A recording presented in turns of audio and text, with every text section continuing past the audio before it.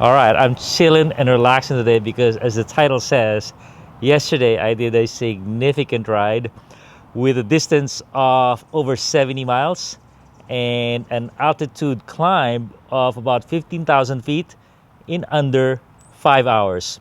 For you Euros out there, that's 112 kilometers and 4,572 meters of climbing.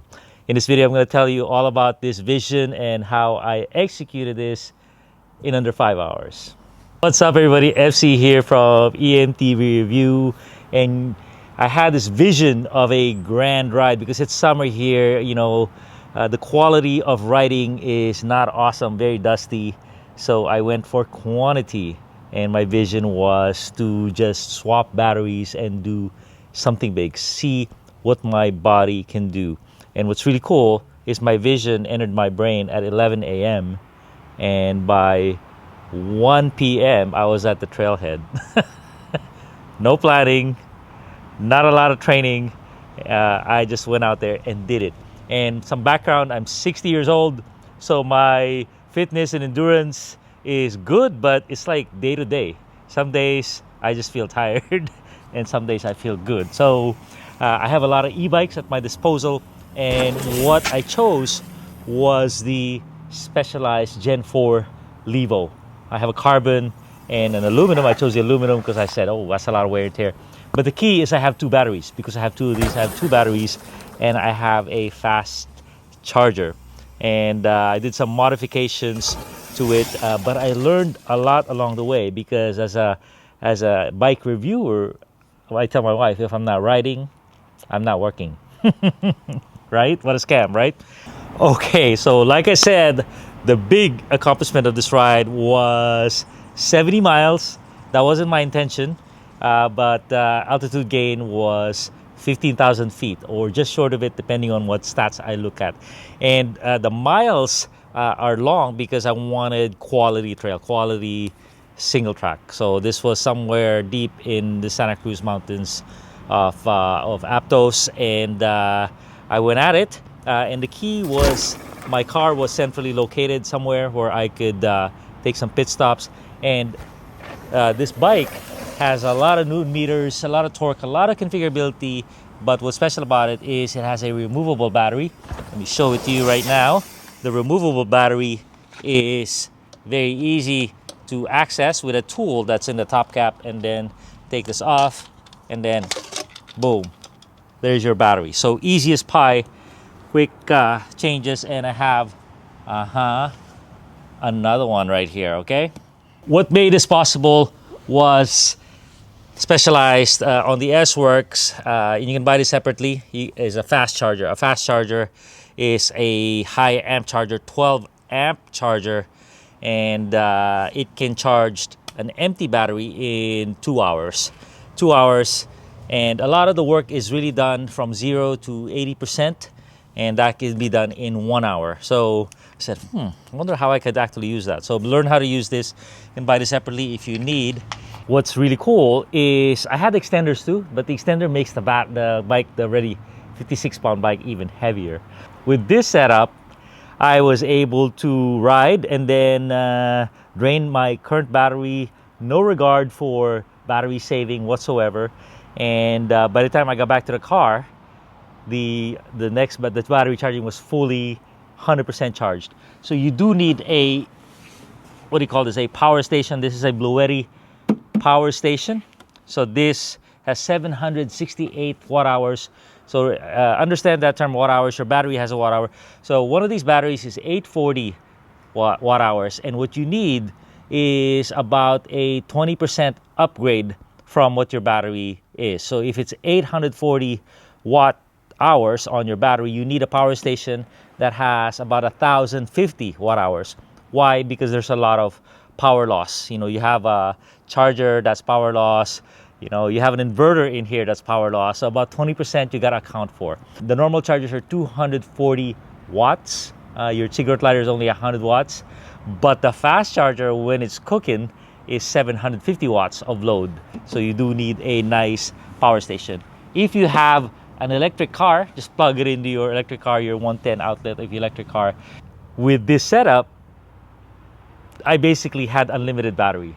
You know, while one's always charging and I'm riding one, you can keep doing this almost unlimited, right? As long as you had a power source of some kind. So the second lesson I discovered is that the effort according to the power meter on this bike has a power meter and some really good metrics, is that I consumed about I did something like 1100 calories of work. The e-bike motors helps you on the uphill.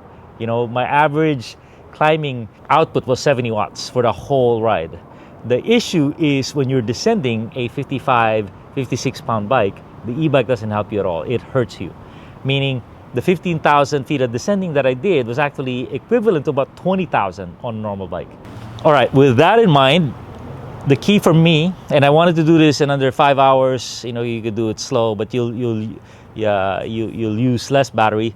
Was to get the most amount of help that I rest during the uphill. You know, of course I'd work because I wanted to beat my 5-hour target, but the key was the bike is very configurable. So not only did I put it on turbo, 100%, this bike, the Levos, has two modes that are pretty special. One is called shuttle mode. Shuttle mode means it requires the minimum amount of pedaling from you. You can work hard if you want, but you don't have to for it to give up its whole power output of 101 Newton meters. The other thing it had is overrun. You know, in the Bosch you have the race motors, the CX race. This thing, even the normal bike, has overrun that you could configure. So I just pegged it to the right. So a lot of overrun, a lot of shuttle mode, and I was really able to rest and speed up and do my thing while climbing.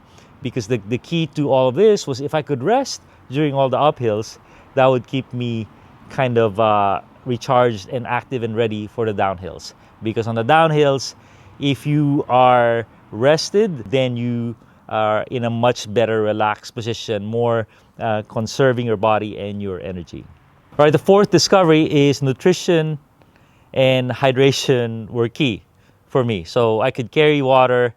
So I didn't do the extender anymore after I discovered I could put water there, I put water here.